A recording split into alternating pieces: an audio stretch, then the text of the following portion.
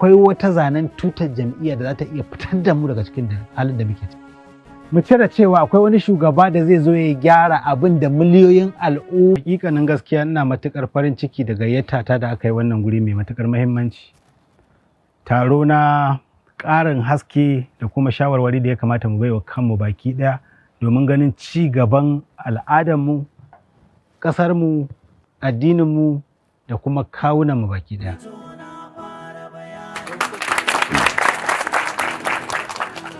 Za mu tattauna matsaloli ne akan kawunanmu da kuma zamantakewarmu baki ɗaya.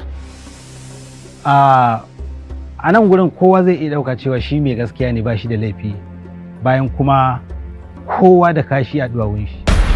Shi yasa za ku ga mahaukaci bai san cewa shi mahaukaci ba ne. To ku da kuke da hankali ya kai kusan ku masu hankali ne. Sai an sanar da ku. Sai ka san abubuwan da kake yi, yadda ake kallon ka nan za a gane cewa kana da hankali ba yadda kake yi ba. Da haka wani ya fi wani zai ba wani shawara, za a iya baka wanda za ta yi maka amfani, kuma za a iya baka wanda za ta iya batar da kai. Ina son mu san cewa aikin kowane likita shine kula da lafiya da kuma ba shi shawara akan yadda zai tafiyar da lafiyarsa. Amma kare kai da fafutuka wajen neman lafiya aikin majinyaci ne. Ina son kafin fara wani yunkuri akan wannan taro, ina so kusan cewa shugabannin ƙasarmu su ne likitoci, mu kuma mu ne marasa lafiya. A kullum mafarkinmu shine cewa ƙasarmu za ta gyaru, za mu samu ci gaba, komai zai zama labari. Amma kuma kowace rana, kowane sati, kowane shekara da yanayin ci bayan da ƙasarmu take fuskanta. A ɓangaren gwamnati kuma, tun daga matakin kujerar kansila har shugaban ƙasa, kowa yana fitowa ne da zumman canza yadda ake tafiyar da ƙasar. Amma daga lokacin da dama ta samu, sai lamarin ya sauya fiye da yanayin da ake a baya. Maimakon a samu ci gaba, sai dai a samu ci baya. A ɓangaren malaman addini daga cikin addinai kala-kala, tunatarwa ake tukuru da kuma jajircewa akan yaya za a yi ƙasa da mutanen ƙasa ta zauna lafiya, amma kuma kullum yadda kasan fetur ake ƙara watsawa. Akwai ƙungiyoyin sa kai, ma'aikatu, hukumomi na musamman da ƙungiyoyin duniya suke kafawa domin sanya idanu da ba da taimako na musamman ga kowace ƙasa.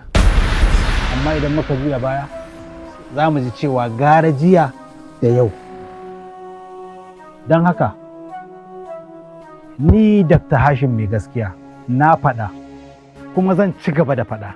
Zanga-zangar zagin shugabanni, surutai gami da yaɗa jita-jita babu abin da zai gyara, sai dai ma ya ɓata.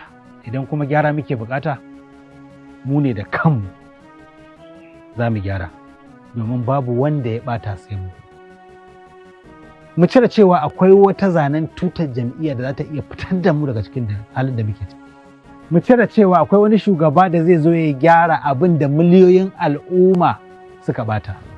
Shekaru kaɗan baya muna ɗaukar yankan aljihu ko sane a matsayin gagarumin laifi, kafin abin ya juya zuwa sata. Kana cikin gidanka za a haura a nuna maka makami, a ƙwace maka kuɗinka. Daga baya sai abin ya koma fashi da makami.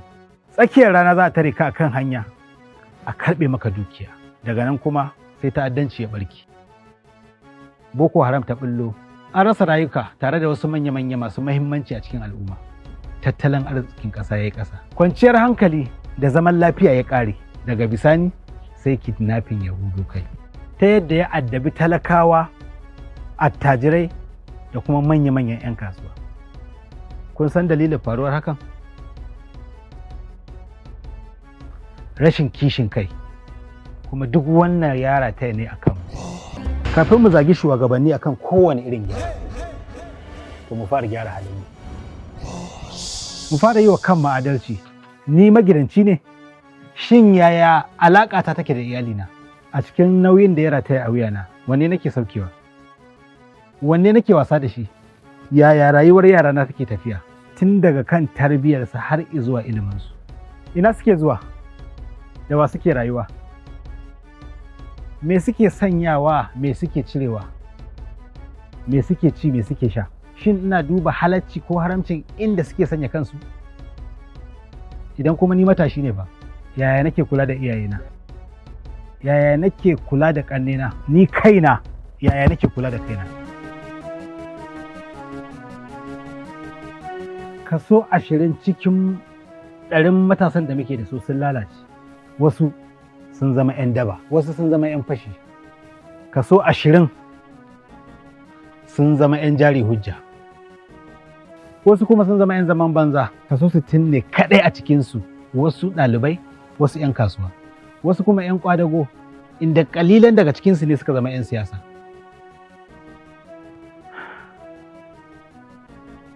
Haba matasa, mata da yawa yanzu sun zama zaurawa, inda wasu ko auruwa ba su yi ba, saboda sakaci da rashin kula, har wasu sun zama karuwai. Duk ba mu ƙoƙarin gyara wannan ba, za mu ce za mu gyara ƙasa? Ku ɗaga wa shugabanni hankali domin gyara?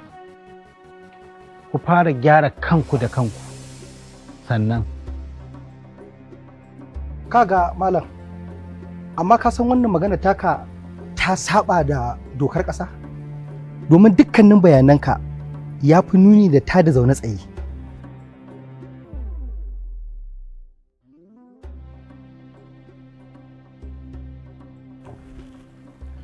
Hakan kuma zai iya hasalar da mutane, because duk maganganun da kake faɗa yana nuni da cewa mutane suke da ikon gyara ba gwamnati ba.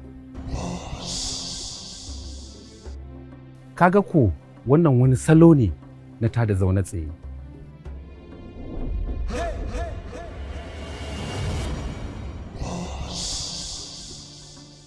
Tada zaune tsaye kuma?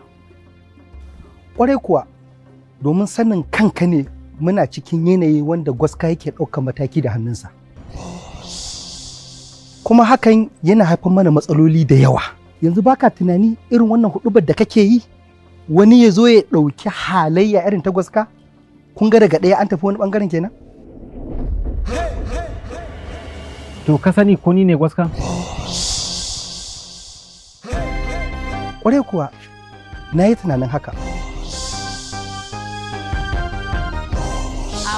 Malam, kamar ka dakatar mana da wannan tattaunawa da muke yi. Kinga, ki dakata, aikin mu muke yi.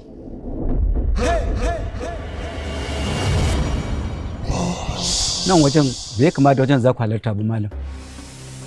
Domin waje ne na ƙarawa juna sani.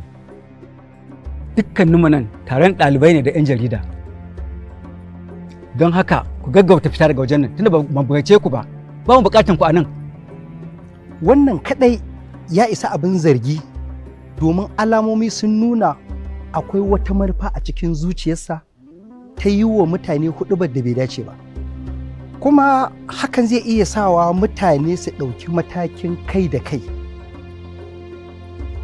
Wato gaskiya ba na raba ɗayan biyu, zai wahala ba kai ne gwaska ba.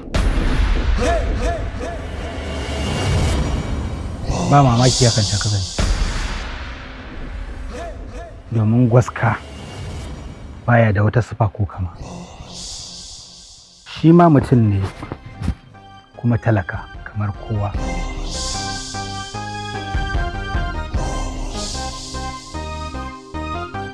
Kuma na yadda muddin kuka bani amsar tambayan da zan muku, ba shakka wannan taron zai tashi.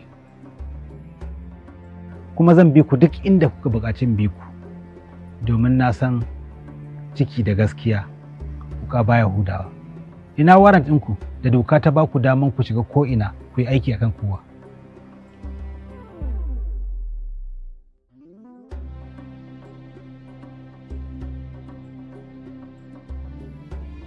Malam, ba ma son tarzoma, domin dukkanmu nan da ka gani a zaune a wajen nan wakilai ne na unguwanni, sannan kuma wasu daga cikinmu 'yan jarida ne. Kafin mu fara komi a wajen nan, to sai da muka shirya.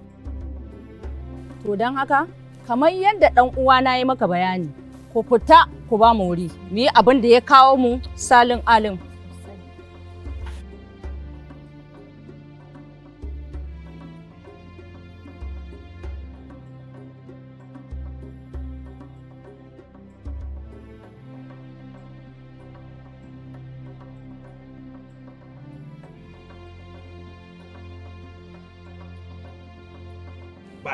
haka kawai rigiman banza rigiman ku ka kyale su ai inda kun banni da su da na maganin su ku ka kyale su ai irin haka dama su suke kawo rikicin su ne don haka wannan ita ce hanya mafi sauki mu tashi tsaye mu yi maganin abin da ya addabi ƙasar nan kuma ya addabe mu don haka iya abubuwan da zan iya faɗa muku kenan a nan na kawo ƙarshen abin da na zo in sanar da ku sai kuma wani lokaci idan Allah ya ba mu iko kuma ina da lokaci ko kuma ina ƙasar da sanda aka sake gayyata ta insha Allah zan halatta na gode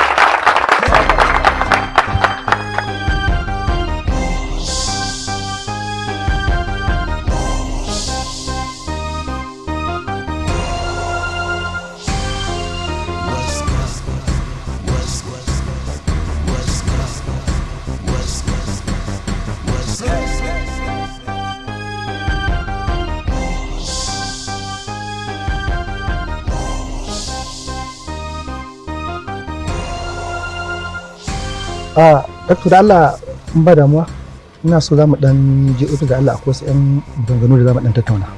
ba zan iya zuwa ofishinku ba saboda babu laifin da na aikata kuma ina da kyakkyawan alaka da manya-manyan mutane a ƙasar nan zuwa na ofishinku zai iya taɓa min kimata don haka idan ba laifi ne ba ba ni da dalilin zuwa wurinku saboda me 'yan jarida ma kaɗai za su iya bata min suna idan suka gana wurin saboda wurinku matattaran masu laifi ne ba wani maganar laifi ba ne kawai dai muna so mu ɗanyi wasu 'yan hira ne da kai na fahimta ka amsa wayan nan ba wa maki yana da alaka da abin da muke a wurin